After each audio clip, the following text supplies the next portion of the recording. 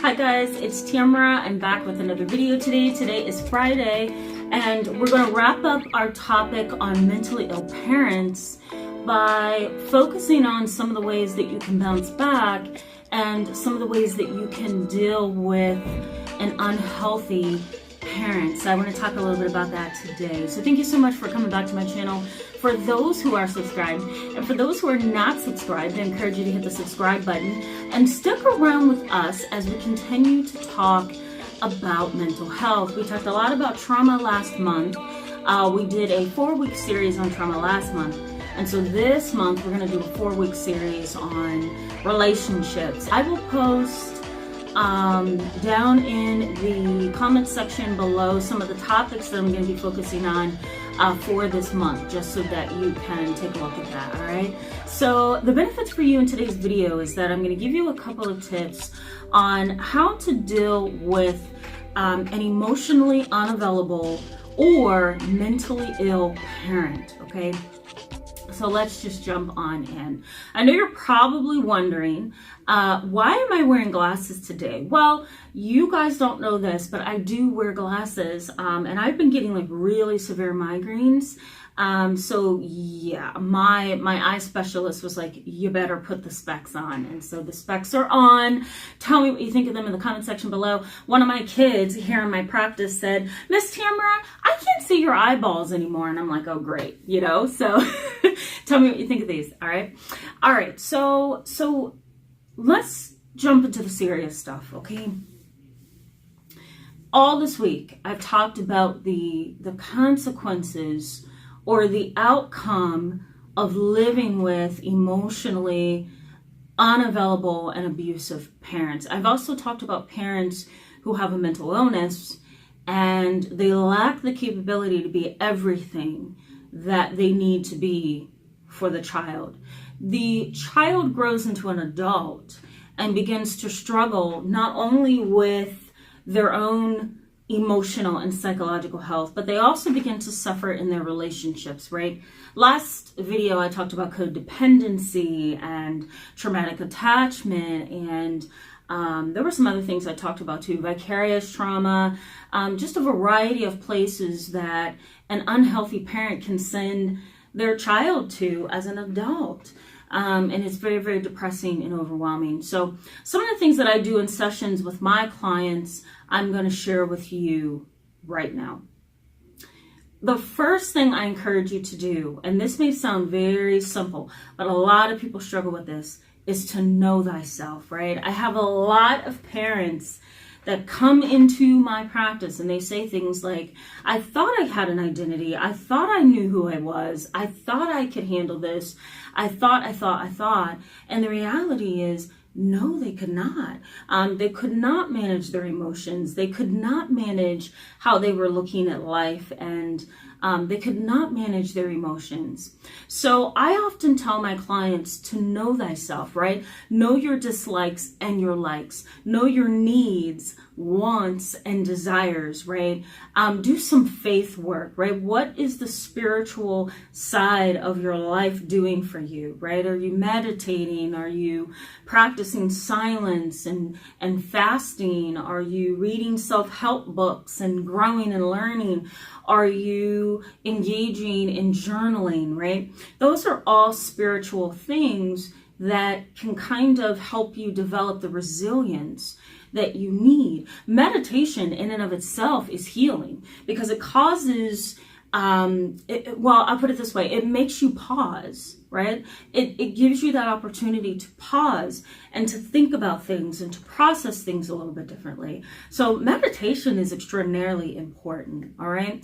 The next thing is setting goals, right? What kind of goals do you want to set? One of the things I have my clients do, especially when they're going through a life crisis, is make just a flowing list or flow chart of all of the goals that they want to achieve, and then go back and do SMART goals, okay? And I'm going to post the template down in the description box below. It's SMART. And I'm going to, do in the description box a little example of what that looks like. And I encourage you to do it. I do it with my clients all the time.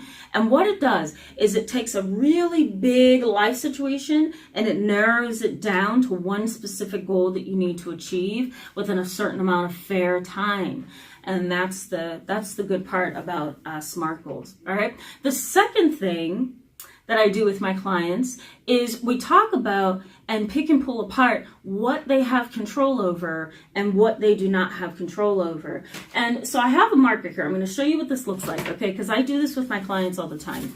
I have them draw a circle for me. Well, actually, I tell them, can you draw me a donut? When I say that, they look at me like, what? Seriously?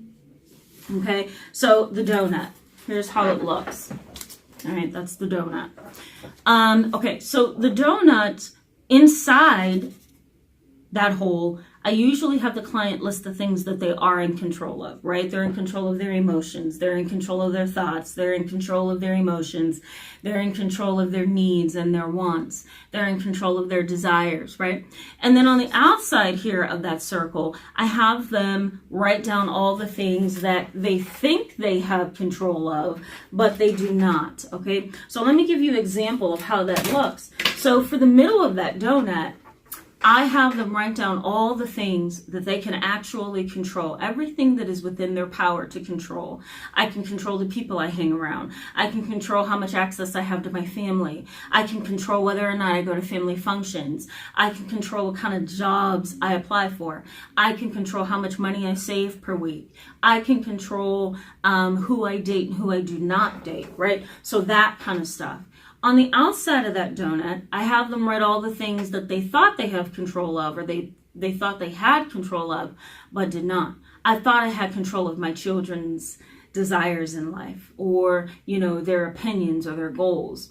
I thought I could tell my husband to do A, B, and C, and he would do it, right? I thought if I worked hard enough, I would get to that goal that I set years ago. I thought if I worked hard enough, I could get that job I wanted, right? So kind of separating what you do and do not have control of. One of the reasons why I do this is it provides a map for us, a visual to look at so that we can what's the word I'm looking for, guys? So that we can kind of define, that's the word I'm looking for, define what it is that they need to be putting their energy towards and focusing on, right? If you put inside that donut that you can control how other people see you, you're terribly mistaken. And so then you're going to be disappointed. And so what I look for in that activity is, a realistic mindset. I'm also looking for balanced thinking, right? I'm also looking for the ability to reason and figure things out. So that's a good opportunity for that, okay? I also use that activity, this donut activity, all right, to have them put in the middle of that circle who they are, who they really are. And then on the outside of that circle, the bigger part of that circle, I have them put all the things that they think other people think they are, right? Another interesting way to do this would be to draw a picture of an iceberg, right? Do the water, like the water line, then do the iceberg.